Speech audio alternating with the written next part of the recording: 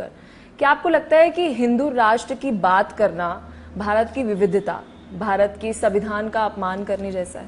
नहीं, भारत को हिंदू राष्ट्र की मांग करना ये न्याय सम्मत है और यह 14 अगस्त 1947 को ही हो जाना चाहिए था, जब देश का विभाजन हुआ और एक देश पाकिस्तान बना। वो इस्लामिक देश है पाकिस्तान, तो स्वाभाविक रूप से जब इस्लामिक देश बन गया तो भारत को हिंदू राष्ट्र होना चाहिए था। लेकिन तत्कालीन नेताओं ने कहीं न कहीं अपनी छद्मनिरपेक्षा या सेकुलर विचार को करने के लिए इन्होंने सेकुलर बना दिया। तो ये हिंदुओं के साथ अन्याय हुआ, यानी कि ये हुआ कि जब बंटवारा दो भाइयों में होता है तो एक भाई को मान लीजिए एक वो मिल गया एक हिस्सा, तो दूसरे पे तो दूसरे का ही तो अधिकार होता है ना।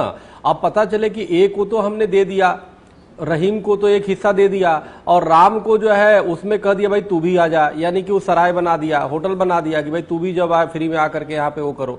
तो यह कहीं ना कहीं हिंदुओं के साथ बहुत बड़ा अन्याय हुआ, ये बहुत बड़ा वो हुआ। और वर्तमान में भी जिस प्रकार से तुष्टीकरण की राजनीति देश आज़ादी के बाद से ही शुरू हुई, खासतौर से मुस्लिम तुष्टीकरण, ईसाई तुष्टीकरण, उसकी वजह से क्या हुआ कि हमारे हिंदुओं के साथ बहुत अन्याय हुआ। इसलिए हिंदू राष्ट्र की जो बात करता है तो आज ऐसे पेश किया जाता है कि हिंदू राष्ट्र बन कर रहा है, मतलब एक आतंकी सोच है, जबकि सच्चाई है वो अपनी न्याय की बात कर रहा है, अपनी अधिकार की बात कर रहा है और अधिकार की बात करनी चाहिए।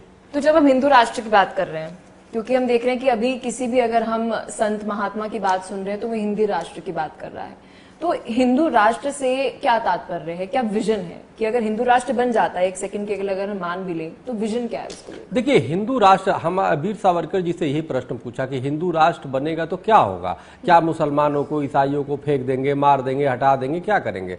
देखो, उन्होंने बड़ा स्पष्ट कहा कि हिंदू कौन है, सबसे पहली बात ये समझना होगा। आज सिंधो सिंध प्रयत्ता यस भारत भूमि का पितृभू पूर्णिभू, जो भारत को पितृभू और पूर्णिभू दोनों मानता हो, तो पितृभू आप हमारे यहाँ जितने हिंदू हैं, जैन है, सिख है, आर्य समाजी है, सनातनी है, तो ये सबके पितृभू पूर्णिभू है, यानी कि हमारे पितृभूमि तो है ही है। और पूर्णभू मतलब हमारे जितने तीर्थ स्थल है, चाहे अयोध्या है, काशी है, मथुरा है, ये तो हमारे लिए है ना। इसलिए हम इसको क्या कहते हैं, वंदे मातरम, हमारी मातृभूमि मैं प्रणाम करता हूं और ये हमारे लिए पुण्यभूमि और पितृभूमि दोनों है। लेकिन और ईसाई और चाहे इस्लाम के मानने वाले लोग हैं, उनकी पितृभूमि तो है, पैतृक तो हो सकती है, लेकिन पुण्यभूमि नहीं है। उनका मक्का और यरूशलेम उनकी पुण्यभूमि है, इसीलिए पश्चिम की तरफ नमाज पढ़ते हैं।